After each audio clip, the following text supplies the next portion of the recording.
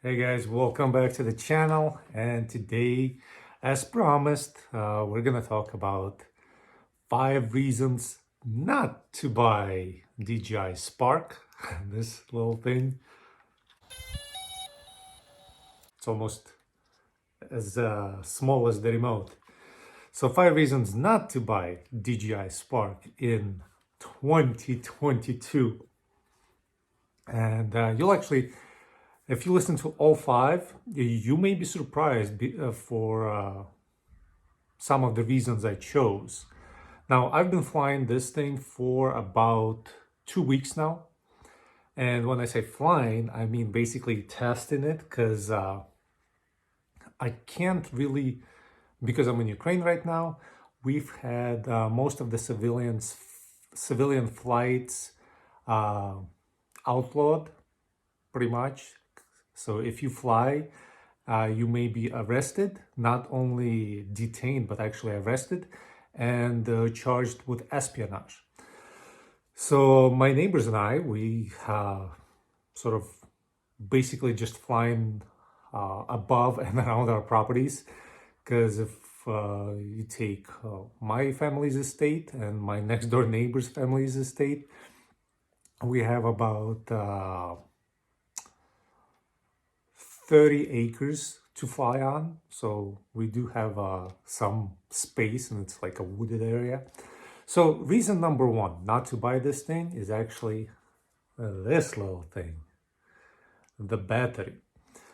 The drone is only as good, well, basically the drone will only be working for you as long as you're able to get one of these.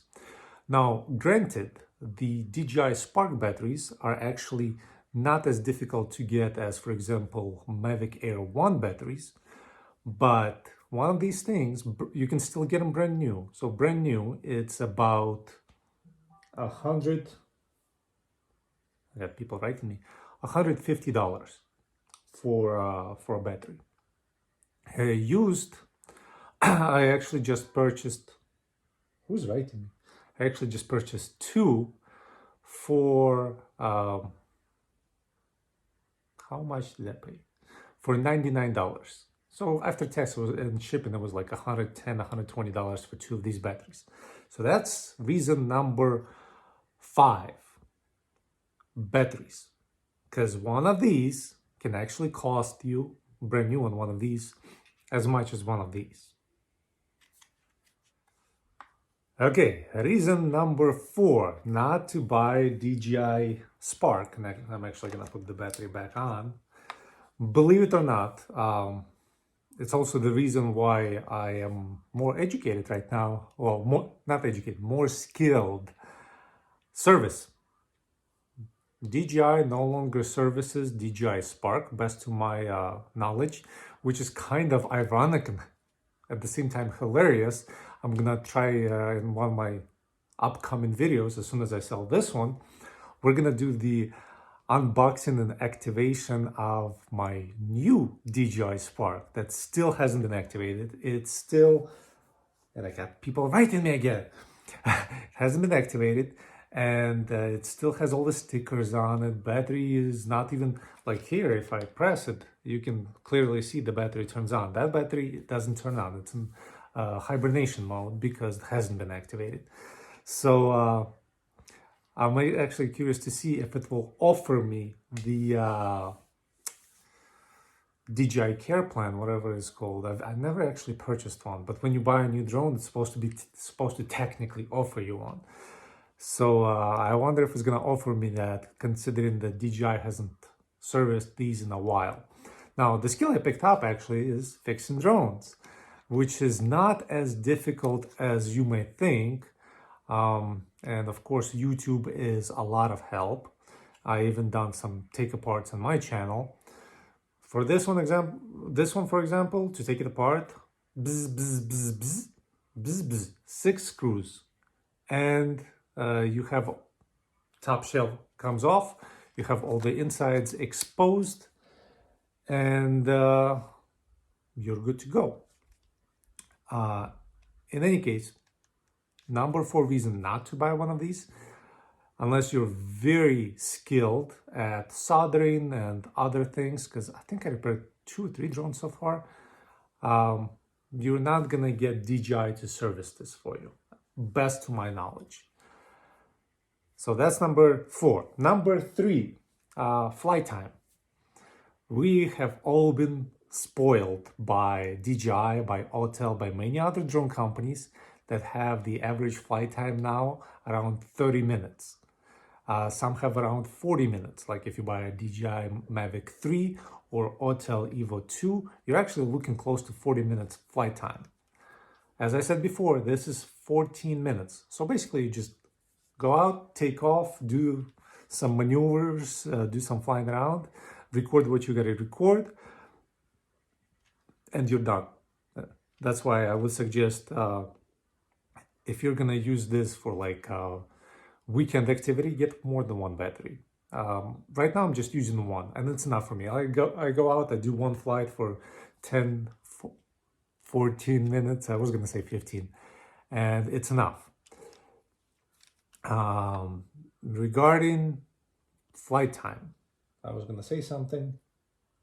No, I'm not gonna. So flight time is number 3 reason I wouldn't recommend buying this drone. Number 2 reason is actually range. I have them written down here so I don't mix them up.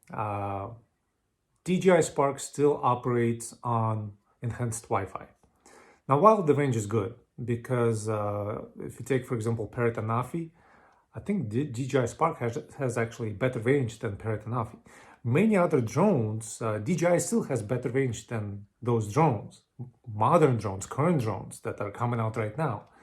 So as far as range, I'd say you will safely be able to fly it within a mile radius, like not in the city. In the city, range is going to be poor, kind of like DJI Mavic Mini, the first one.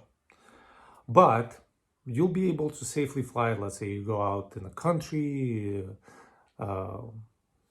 away from the city, away from Wi-Fi signals, a mile radius. You really don't need to fly beyond that, because remember, in the United States, you need to operate within line of sight. This thing, you will lose sight of it unless you use some optics within half a mile. So my honest opinion, range is fine, but I wouldn't suggest buying it because of the range. So that's why it's number 2 reason not to buy DJI Spark in 2022. Now, number 1 reason, you will find it weird. That's why I told you watch this video all the way to the end to find out the number 1 reason. But number 1 reason is actually speed. Now, what do I mean by that? Well, let me take the remote and show you. So, remote is very convenient, and they did this on the new remotes too, where you have the regular mode and sport mode switch right on the front. I honestly thought that I had a broken drone when I started flying. And then I had to go to YouTube and found out that this was actually standard. In regular mode, the speed you will see is insanely slow. It is 10 kilometers an hour. I was weirded out, to say the least, because I thought I had my Spark in tripod mode. That's how slow it was moving. But it's limited to about 10 kilometers an hour. When you switch it to sport mode, you're flying. You're around like 40, 45 kilometers an hour. So miles, you divide by 2/3. So 10 kilometers an hour is like 7 miles an hour. That's insanely slow for a drone. 40, 45 kilometers an hour, now we're talking. I mean, we're talking about like 30 miles an hour. It's good. But why would they do that where the regular speed is 1/4 of the sport mode? Because like every other drone DJI put out since then, you have the regular speed, and then sport mode is usually double the regular speed. Not with DJI Spark. With DJI Spark, regular is 10, sport mode is 4 or 5 times that. It's insane. So my suggestion to you, yeah, I wouldn't buy it because of the speed, because in regular mode, it's a good way to learn in regular mode, but I wouldn't fly it around in regular mode. That's why I always have it switched to sport, so I have more control. If I want to record something, and this is like a bonus reason why I wouldn't buy it, but I wouldn't buy it for the ability to record cinematic footage. And it's not the reason because it's only 1080 recordings, regular HD, because most of us watch HD videos anyway. Very few of us actually constantly watch 4K videos. But for recording, this is only a 2-axis gimbal. So you got up and down and like this. It doesn't move around like this. So you have to, it's really good at recording if you're flying straight or if you're flying sideways. Really good, or even if you're flying backwards. But going around objects is kind of difficult to sort of have a leveled horizon. But overall, even though I just gave you 5 reasons why I wouldn't buy it, why I wouldn't buy DJI Spark in 2022, my overall impression of this drone, keep in mind, it came out 4 years ago, maybe even more now. My overall expression is it's an excellent drone. It's kind of like buying, because I've done this, buying a 10-year-old Mercedes, actually even a 20-year-old Mercedes, because we do have a 20-year-old Mercedes ML. So buying a 20-year-old Mercedes in excellent condition, which is like a tank. It basically does not break. You need to do regular maintenance on it, but it doesn't have all of the issues that new Mercedes have now. I feel the same about this, as I said in the previous video where I gave you the 5 reasons to buy DJI Spark. This is one of the first drones DJI actually put out. So they really put a lot of thought and engineering, I will call it engineering excellence, into this drone. So you're buying a really good working work of art versus the crap that's made today that constantly have software issues, that will break if a droplet of water should like fall on it. They made drones, in my opinion, much better 4 years ago than they do right now. We, like my friends and I, we have the old Phantoms that we crashed I don't know how many times. They're virtually indestructible. You crash it, even if you need to replace the shell, it's simple. Right now, if you destroy a Mavic 3, good luck. I mean, you have to send it into DJI. When I look at drones, my main concern is, if I crash it, what are the chances of me fixing it without any outside help? And this one, I actually feel really comfortable about. Same as I do with, never tried the Mavic Pro, but Mavic 2 Pro, Mavic 2 Zoom, Hotel Evo series. I feel really good about taking those apart and trying to fix them myself versus having sent to the manufacturer. But it seems the new drones like the Mavic Mini, the Mini 2, the Mavic 3, I haven't even seen the Mini 3 yet, but I have a feeling that other than sending it to the manufacturer, you're not going to be able to get it fixed.